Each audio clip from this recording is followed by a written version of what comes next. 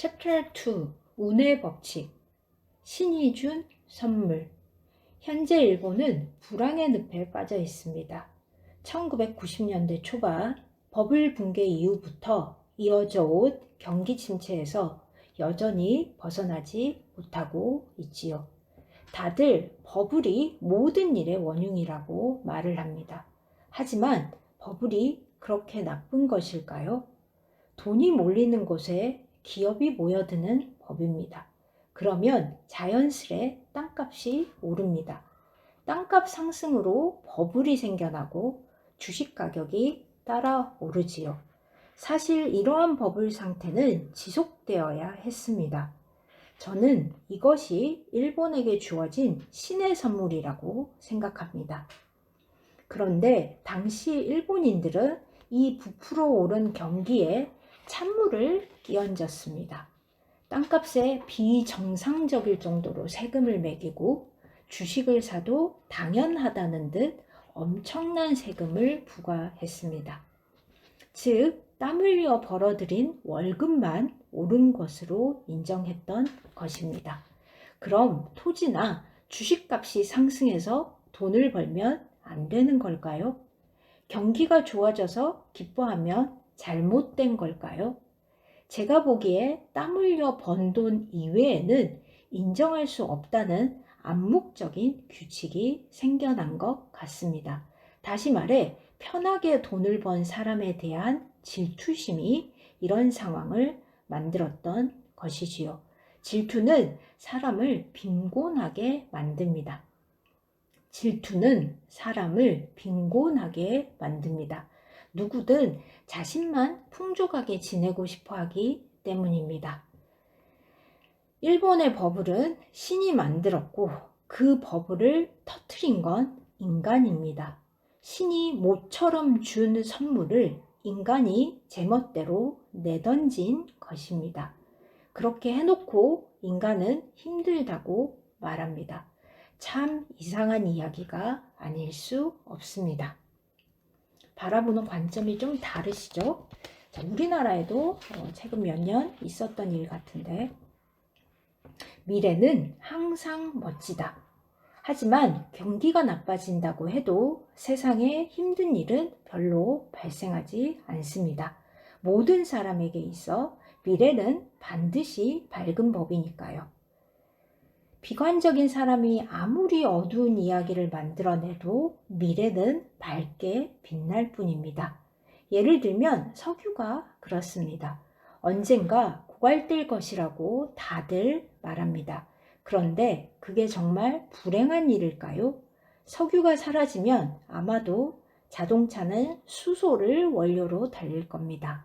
바깥으로 배출되는 것은 배기가스가 아닌 물이겠지요. 분명 지구 환경에 도움이 될 것입니다.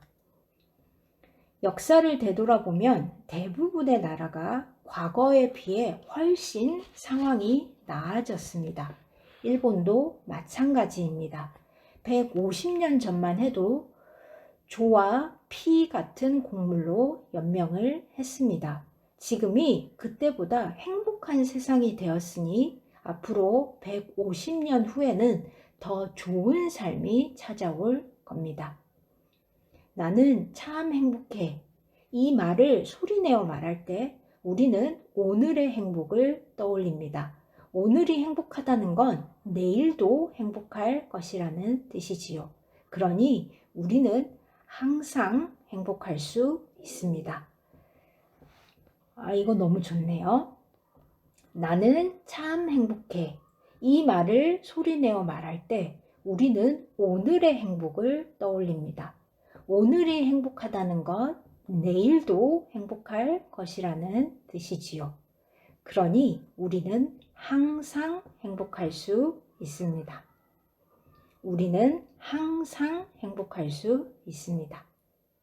힘들게 시작하면, 그렇다면 불행을 예상하며 사는 사람들은 어떤 행동을 할까요? 아마 땅이나 주식을 살 겁니다. 뭔가 큰일이 일어날 것에 대비하여 미리 투자를 하겠지요. 돈을 모아두지 않으면 불안하기 때문입니다.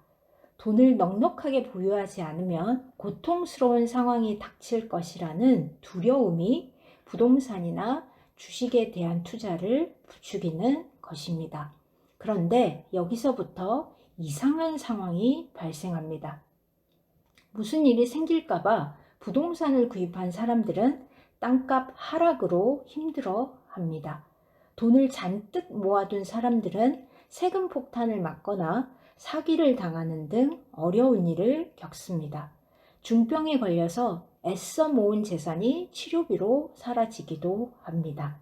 힘들게 시작한 일은 아무리 상황이 잘 돌아가도 결국 힘든 상황으로 끝을 맺습니다. 이것 역시 우주의 법칙이지요. 버블을 부풀린 두려움. 일본의 버블 경기를 초래한 것은 두려움입니다. 호경기에 들떠 버블이 부풀어 오른 게 아니라는 뜻입니다. 이 행복도 언젠가 물거품처럼 사라지지 않을까? 이런 두려움이 버블을 키웠습니다. 범죄도 마찬가지입니다. 범죄자의 자질이 일을 만드는 게 아닙니다. 뭔가를 두려워하고 그 불안감을 해소하기 위해 범죄에 손을 대고 마는 것이지요. 버블이 터지고 빚만 남았을 때 정부는 빚의 변제를 최우선 과제로 삼아야 했습니다. 그런데 다른 방면에 더 많은 돈을 쏟아부었습니다.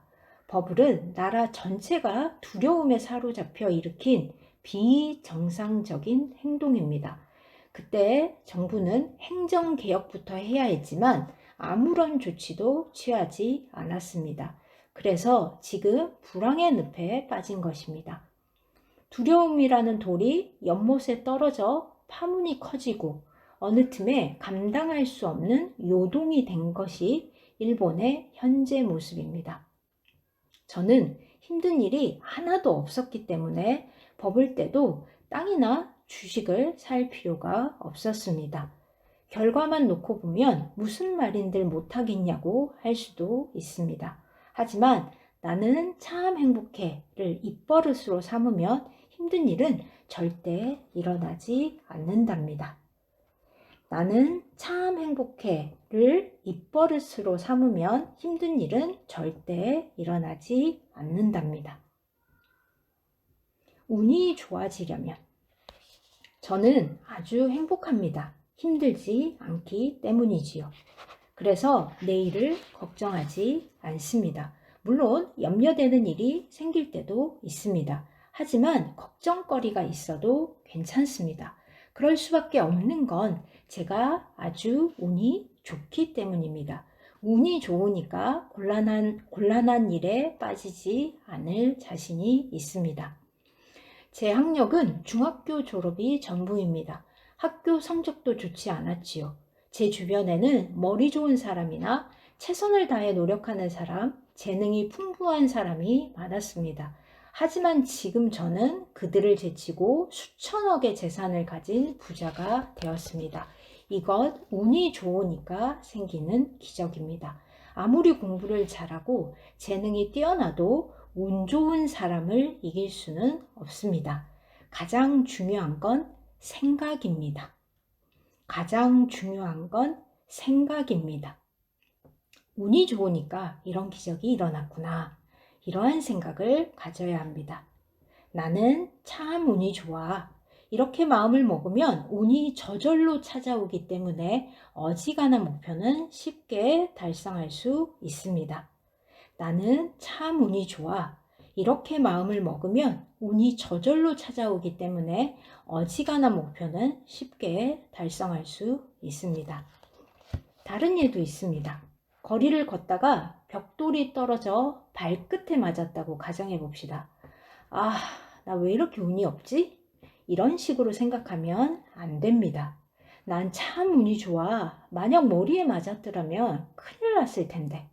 이렇게 생각하는 게 정답입니다. 이렇게 마음 먹을 줄 아는 사람은 앞으로 운이 점점 좋아지겠지요. 가장 중요한 건 생각입니다. 운의 파동.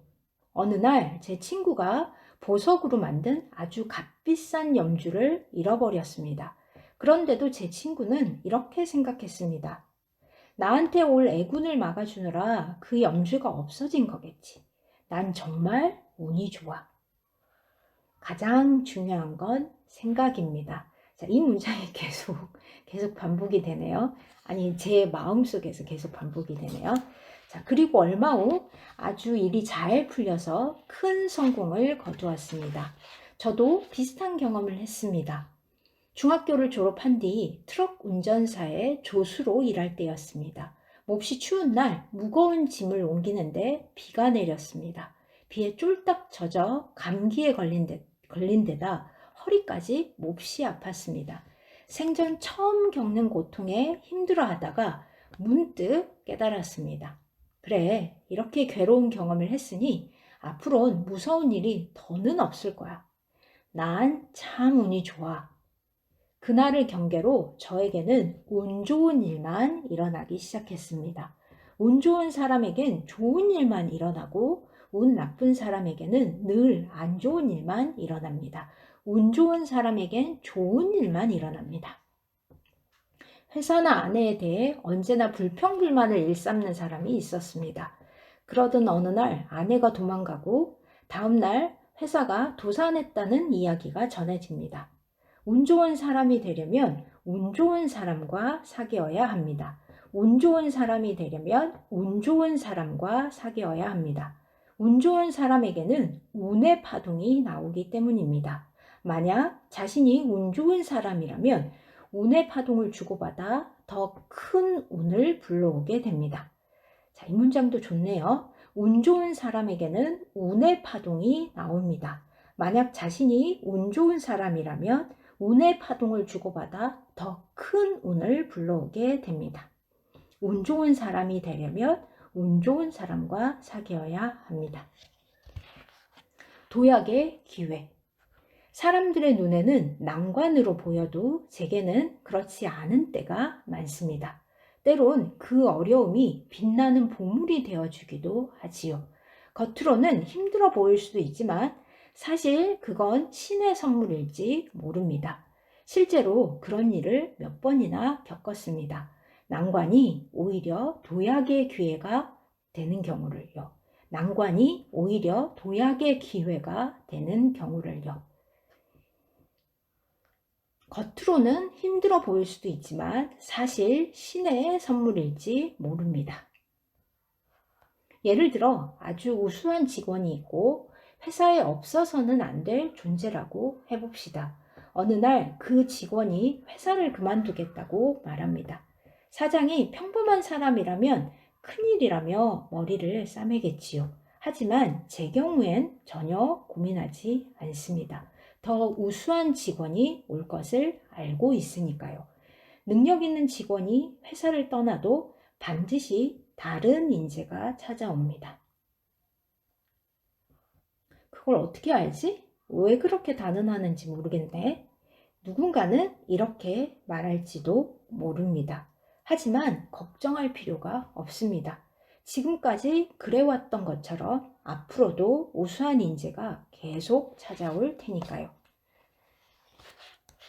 영혼의 수준이 한 단계 올라갈 때 겉으로 힘들어 보여도 사실은 고난이 아닌 일은 신이 내린 선물과 같다고 앞서 이야기했습니다. 겉으론 힘들어 보여도 사실은 고난이 아닌 일은 신이 내린 선물과 같다고 앞서 얘기했습니다. 이에 관해 좀 더 설명이 필요할지도 모르겠네요. 원래부터 인간에겐 힘든 일은 일어나지 않는 법입니다. 힘든 일은 일어나지 않는다. 힘든 것처럼 보일지라도 사실은 전혀 그렇지 않다. 이 사실을 깨닫는 자체가 바로 신의 선물입니다. 이 선물을 받은 사람은 예외 없이 영혼의 수준이 올라갑니다. 그리고 행복의 길을 향해 나아가지요. 영혼의 단계는 사람마다 다릅니다. 일어나는 문제도 나와 다른 사람이 서로 다르지요. 기억해야 할 건 내게 생긴 문제는, 나에게 생긴 문제는 영혼의 성장을 위해 신이 내린 선물이라는 것입니다. 제 경우엔 세무서 직원들이 그렇습니다. 신의 선물을 배달해 주는 이들이니 언제나 기쁘게 맞이합니다. 사람이라면 모두들 각자의 문제를 안고 살아갑니다. 그러니 이런 생각은 할 필요가 없습니다. 왜 내게만 이렇게 고통스러운 일이 일어날까? 한번 생각해 봅시다. 지금 마주한 문제가 당신을 정말로 괴롭히고 있는지 곰곰이 한번 따져봐야 합니다. 신은 결코 당신을 힘들게 하지 않습니다. 그런데도 괴롭다면 신이 이렇게 말하는 것입니다. 지금 선택한 방법이 잘못되었구나. 중요한 것은 신의 목소리를 알아차릴 수 있는가 하는 것입니다. 이렇게 힘든 일 따위는 절대 일어나지 않음을 알게 되었을 때에야 영혼의 수준이 한 단계 올라가 행복에 가까워지는 시점입니다. 힘든 일 따위는 절대 일어나지 않음을 알게 되었을 때야말로 영혼의 수준이 한 단계 올라가 행복에 가까워지는 시점입니다. 부부의 숙명. 흔히 비슷한 사람끼리 부부가 된다고들 합니다. 하지만 부부란 세상에서 가장 다른 두 존재의 만남입니다. 비슷한 점이 하나도 없기에 원래는 매력을 느낄 일도 없습니다. 그런데 신이 잠깐 사이를 좋게 만들어 결혼까지 한 것입니다. 이 또한 신의 선물이지요. 그런데 시간이 흘러 판단력이 돌아오면 상대의 단점이 보이기 시작합니다. 싫어하는 면이 특히 더 두드러져 보이지요. 게으른 걸 질색하는데 남편이 딱 그렇다거나 속 좁은 걸 싫어하는데 아내가 잔소리꾼일 수도 있습니다. 대체 이 사람과 왜 결혼한 거지? 내심 후회가 되기도 합니다. 하지만 이것도 결코 힘든 상황이 아닙니다. 부부란 신이 서로에게 준 선물이기 때문입니다. 부부란 신이 서로에게 준 선물이기 때문입니다. 그러니 상대를 바꾸려 들지 마세요. 취향대로 움직여 주길 바라서도 안 됩니다. 뭔가를 기대하며 상대를 변화시키려 드는 것은 세상에서 가장 고통스러운 일입니다.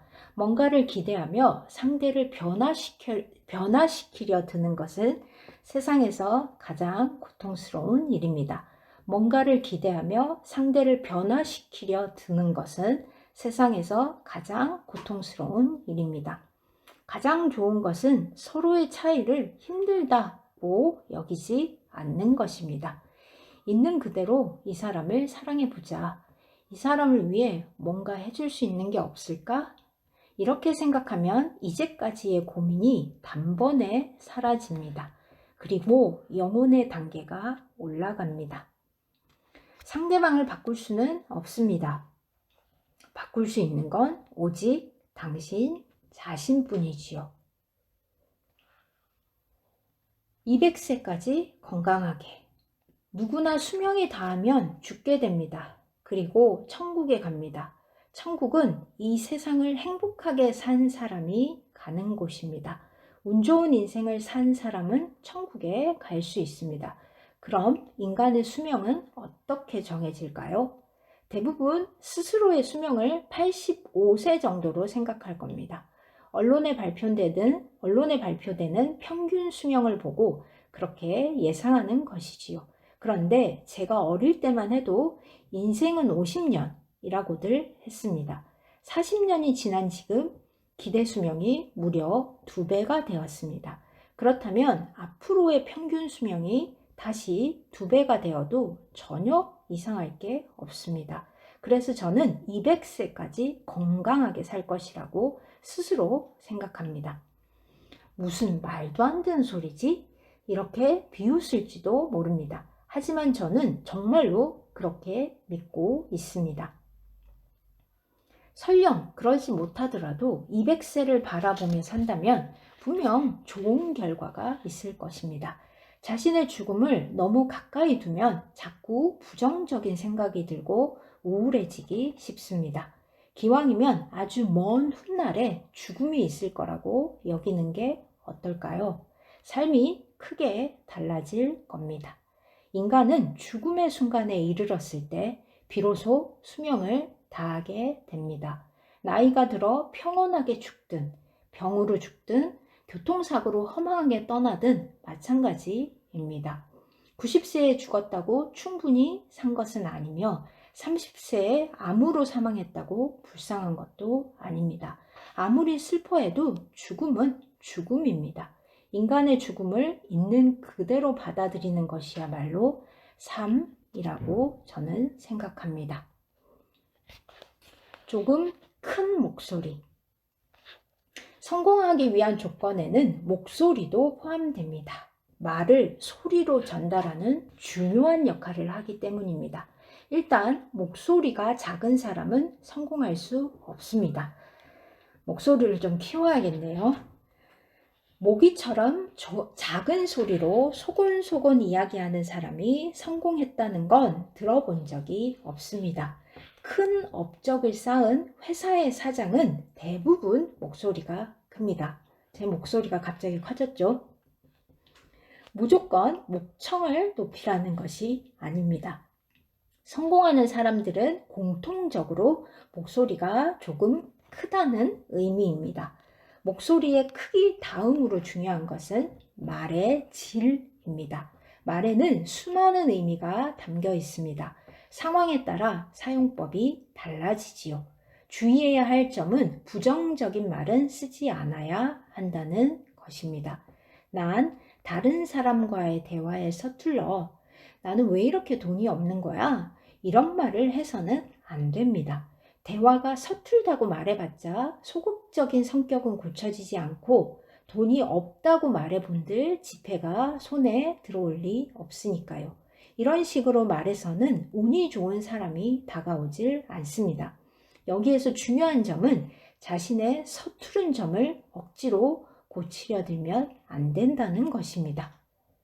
자신의 서투른 점을 억지로 고치려 들면 안 된다는 것입니다. 자연스럽게 적극적인 사람이 되는 법.